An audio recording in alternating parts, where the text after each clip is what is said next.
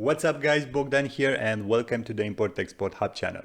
So today I'm covering the topic about what to import in the United States, and you might be thinking that this is a relatively easy task given the appetite of the United States for imports. Yeah, I could have chosen 5 random products and closed the deal, but this is not me and it's not fair for you guys. Nonetheless, I've managed to make a list of 5 products that are worth importing in the United States at the moment. And remember, this is only my humble opinion if you want.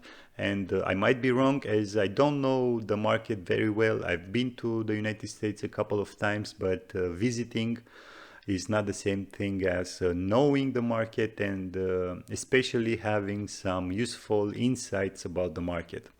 Also remember that importing or exporting involves some risks, but also opportunities. You have to consider who is your final customer, what distribution channel is more appropriate for your business and your product, and of course, gather as much information as you can about your industry in order to minimize the risk. Anyway, without further information to add, let's start with the first product that I would import if I was based in the US. And we will begin with the humble umbrellas, rain umbrellas and sun umbrellas. And we see here that the market is pretty big, at least in terms of imported values, around more than $500 million worth of imports in 2020. With Asia the predominant origin. And I don't know about you guys, but I don't expect much from an umbrella. It has to do its simple job to protect me either from the rain or sun. I'm not interested in patterns, colors, or opening or closing mechanisms, and that's why China, Vietnam, and Asia in general are here as the top trading partners. I think that the importers are focusing on price rather than quality. And I think that you can exploit this trend too. Of course, you have to commit and import some large quantities in order to justify the shipping costs, particularly now considering the high costs involved in shipping. But nonetheless, I think that it's worth taking into account umbrellas and sun umbrellas as a potential product that you could import in the United States. The second product is fireworks, and again, China is the main provider. Unfortunately, with fireworks, I think that you should obtain some permits, licenses in order to import them, store them, and transport them. But I really think that you can have a relatively good margin selling them. I don't know the exact laws in the United States, but you might consider selling the fireworks to companies that are providing entertainment activities and let them handle the way the fireworks are used.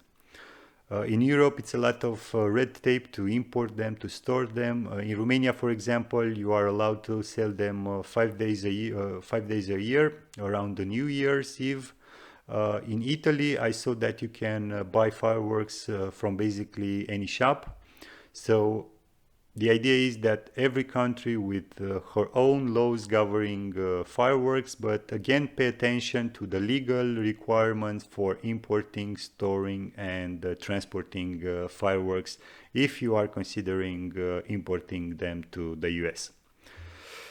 Now, the third product that I recommend, it's related to musical instruments, and I don't recommend any musical instrument in particular. I don't know to play any instrument, but I really do think that this is a good business opportunity, especially given the fact that in the United States, the creative activities are encouraged in schools and high schools. So yeah, I think it's worth considering musical instruments as a potential category to import in the United States.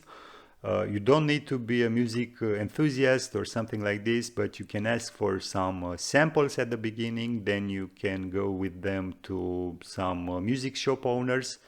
and ask them what do they think about the quality, and if the feedback is good, go for it and start importing. Moving on to the fourth product that I recommend, we have here medicinal plants.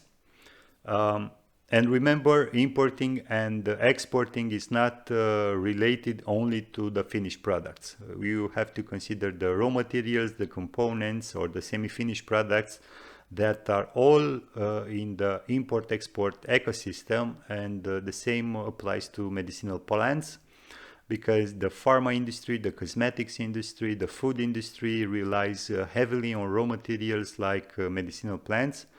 My advice is to do some research, see what's exotic and not readily available on your local market, and start importing. For example, here, Bulgaria, I really think that the main driver for the Bulgarian exports is the rose oil extract, which has multiple uses. So the idea is to think outside the box. Try not to focus on mainstream imports and exploit some exotic countries that can really offer some valuable opportunities. And last but not least, the fifth product, it's cork, more precisely Corkstoppers. And here the dominant country, it's Portugal. In fact, Portugal has a national strategy, and the industry there is highly regulated in terms of protecting the cork walk. Anyway, here you have to consider that most probably you will have to contact a Portuguese manufacturer, distributor, or exporter.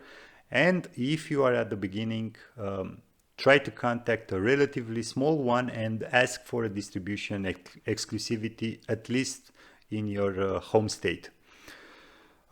Yes, you will have to commit to some quantities, you will have to provide some forecasts and so on, but on the other hand, you will work with little or no inventories, as the cork stoppers are sealed with special gas, and the bottling companies will need the corks as fresh as they can.